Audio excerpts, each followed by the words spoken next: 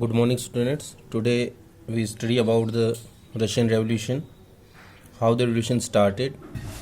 Uh, Russian Revolution was basically it took place in 1905, but the incident was started in 1904 and before. We see the society from the start of 20th century. If we talk about the start of 20th century, at that time the Russia was an autocracy. It was not a country like other countries. It means in till the start of 20th century, the king of Russia, Tsar, had a lot of power with him, but the other rulers they were not having that much powers. Till that time the Tsar was not subject to the parliament. It means he was not liable to the parliament, but the people they were campaigning in the country, especially the liberals. They were campaigning to end this condition. For that they took the social democrats, the social revolutionary with them. They took with them the peasants, the workers, and they demanded for the establishment of the constitution. These people were supported by the nationalists and by the Zadidist in Muslim dominated area. Zadidist was a group of people who want to modernize Islam. They were known as the reformers in Islam. So all these people they worked together to bring an constitution. In 1904, it actually become a very bad year for the Russian workers, because in this year the prices of essential goods rose very quickly, and it rose that much quick that their real wage declined by 20%. It means whatever the item they were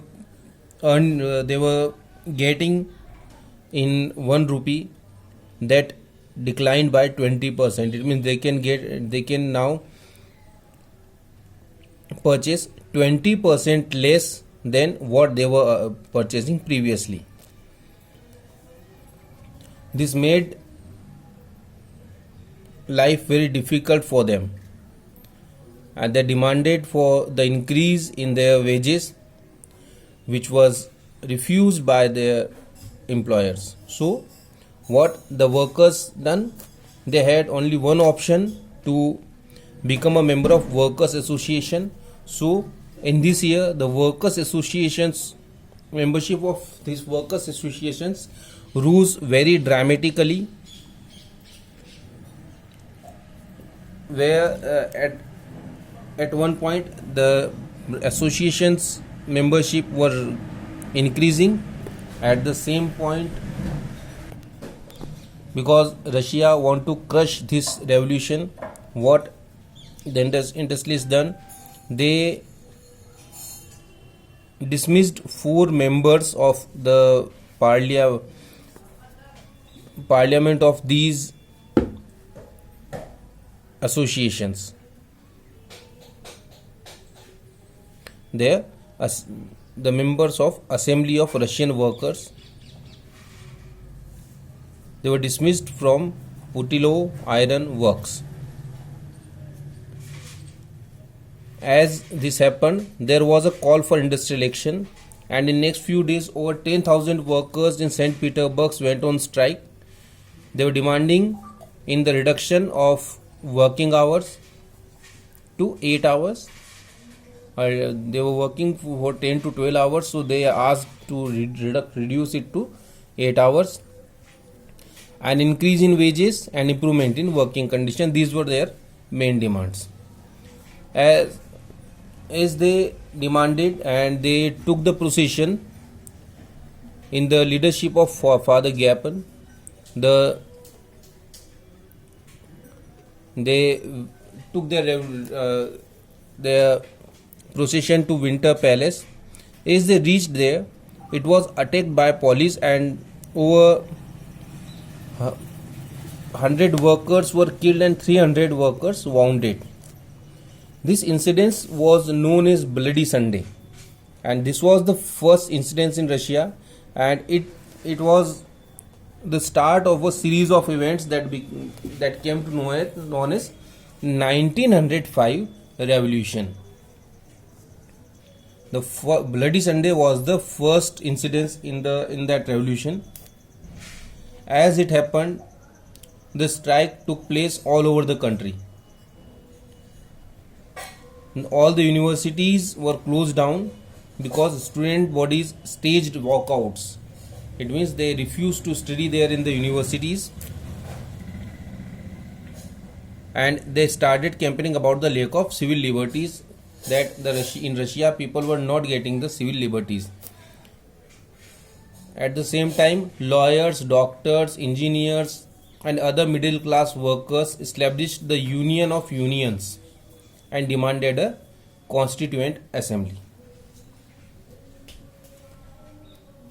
As this movement grew up, the Tsar had to allow the creation of an elected constituent parliament that is known as Duma. But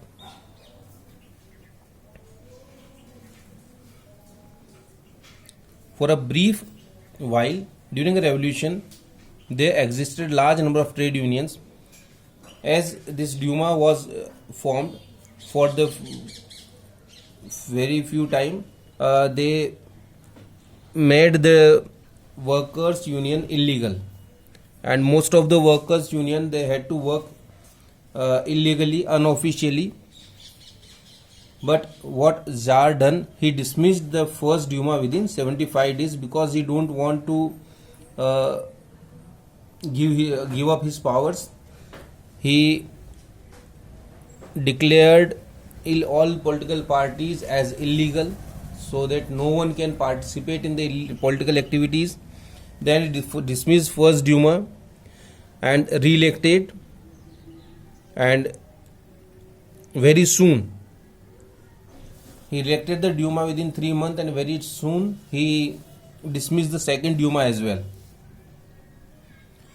Why? Because he don't want any questioning of his authority and any reduction in his power. He changed the voting law and packed the third Duma with the conservative politicians because they were in the favor of king. Liberals and revolutionaries were kept out. So this was what was going on in Russia. As all these are happening at the same time, First World War started in 1914. The war was there between the two European alliances. First one was Germany, Austria and Turkey. They were called the Central Powers. And the other group was France, Britain and Russia. Later Italy and Romania also joined them. All these countries have the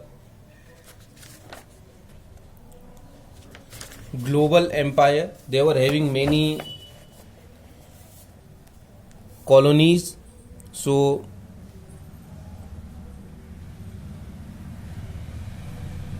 the war was fought in Europe as well as in the other parts of the world as well. This was the First World War.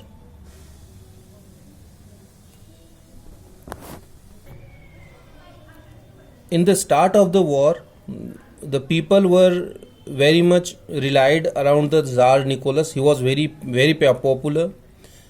People have faith and belief in the Tsar Nicholas too.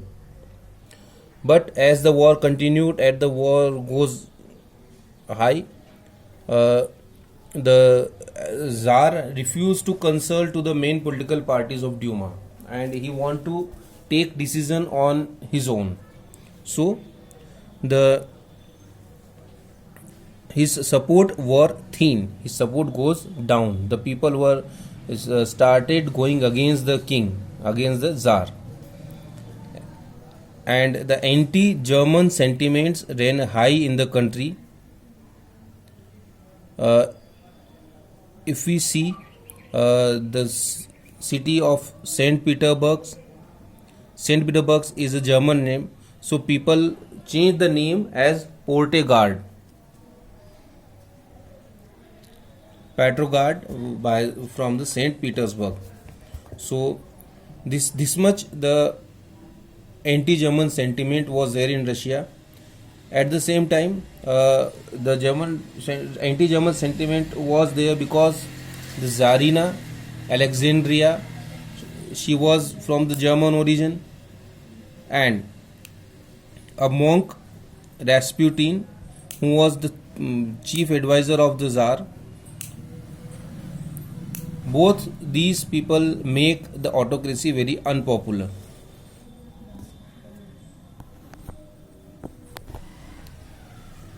As the war goes up, because Russia has to uh, face the war on both the front, eastern and western. They were packed up between the enemies, and they lost the war to Russia and to Austria and to Germany in 1914 and 1916. These defeats were very shocking and very demoralizing for the Russian people, for the Russian army. About 7 million casualties were there in 1917. As the retreated, the Russian army destroyed crops and buildings because they were very much angry with what happened with them in the wars.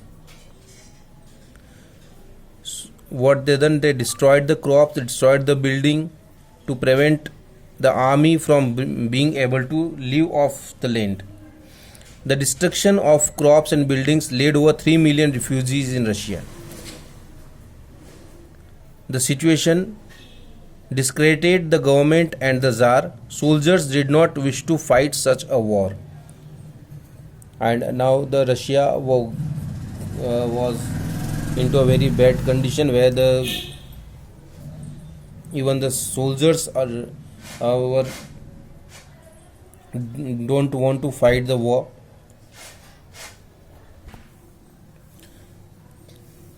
As the First World War got on a higher stage, the condition of industries in Russia got down. It had a very bad impact on the industry because the industries were very few in number and they had their main supplies from the Germany, which were cut down. And as the Baltic Sea that surrounds the Russia was controlled by the Germany, it was not possible for Russia to get the supplies from other countries as well. So they had to close down the industries. At the same time, the railway network break down, so the people from countryside, they cannot come to cities, so there was a labor shortage also. As well, with these conditions, in the countryside they were producing the wheat, but most of the wheat was sent for the army supplies. So the common people, they were facing the shortage of food as well. So all these problems became scarce. By the winter of 1916, riots at bread shops were common. So this was the condition of France in 1900 till 1905 to 1916. Now in 1917, when the February Revolution took place in Petrograd. In the winter of 1917, condition in the capital Petrograd were grim. The layout of the city seemed to emphasize the division among its people. The workers' quarter and factories were located on the right bank of the river Neva. Till 1970s, the condition in the Portregard were very grim, very tensed, because the layout of the city was making a division in the citizens, as the workers' quarter and factories were located on the right bank of the river Neva. There was a river, the Neva. On the right bank, there were the factories, there were the workers' quarter, and on the left bank, there were fashionable area, the Winter Palace, and the official buildings, including the palace where the Duma met. So, there was clearly division between these two. In the February 1917, food shortage were deeply felt in the workers' quarter. The winter was very cold. There had been exceptional frost and heavy snow. The parliamentarians, wishing to preserve elected government, were opposed to the Tsar's desire to dissolve the Duma. In 1917, again, Tsar asked to, he wished to dissolve the Duma, but the parliamentarians, they were not agree with the king. They want to preserve the Duma because of the food shortage and the very heavy winter in the Russia. On 22nd February, a lockdown took place. A lookout took place at a factory on the right bank. The next day, workers in 50 factories called a strike. As the lockout was there, it means the factory was closed. About 50 workers of 50 factories, they called a strike in sympathy with the workers of the factory, which was locked down last day. In many factories, women led the way to strike. This came to be called as International Women's Day. On that day, in many factories, the women led the strike, so it was known as the International Women's Day. Demonstrating workers crossed from the factory quarters to the center of the capital, the Nevsky Prospect. At the stage, no political party was actively organized the movement. As the fashionable quarters and the official buildings were surrounded by workers, the government imposed a curfew. They went to the area of the left bank of the river and surrounded the government buildings. As they surrounded, the government imposed curfew. Demonstrators dispersed by the evening, but they came back. Till the evening they dispersed because curfew was imposed, but they came back on 24th and 25th, and the government called out the cavalry and the police. They called out the army and the police and to keep eye on them. On Sunday 20 February, the government suspended the Duma. Politicians spoke out against the measure. Demonstrators returned in force to the street of left bank on 26th because they had the support from the political parties as well. On the 27th, the police headquarters were ransacked or captured by the protesters. The streets thronged with people raising slogans about the bread, wage, better house and democracy. These were their main demands: bread, wages, better house and democracy. The government tried to control the situation and called out the cavalry once again. However, the cavalry refused to fire on the demonstrators. What government done? Government called the army, the gunned army, to control the revolutionaries, but this time the cavalry refused to fire on the demonstrator.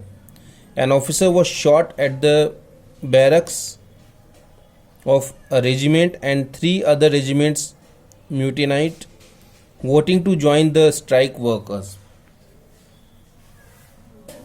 As they refused, one officer was shot down by the officers, and in the opposed 3 regiments they voted to join the striking workers. By the evening, soldiers and striking workers had gathered to form a Soviet or a council. So these army men and the workers, they gathered and they formed a Soviet in the same building as the Duma met. This was the Petrograd Soviet. The very next day, a delegation went to see the Tsar. Military commanders advised him to abdicate, to talk with them. He followed their advice and advocate on 2nd March. A delegation went and they asked him to step down as the Tsar. His commanders also advised him to step down. As everyone was giving the same advice, the Tsar followed their advice and he abdicated on 2nd March. Soviet leaders and the Duma leaders formed a provisional government to run the country. Russia's future would be decided by the Constituent Assembly, elected on the basis of universal adult suffrage. Petrograd had led the February Revolution that brought down the monarchy in February 1917. This is how the revolution took place in Russia. Now, what happened after February, that we study in the next video when we meet. Thank you.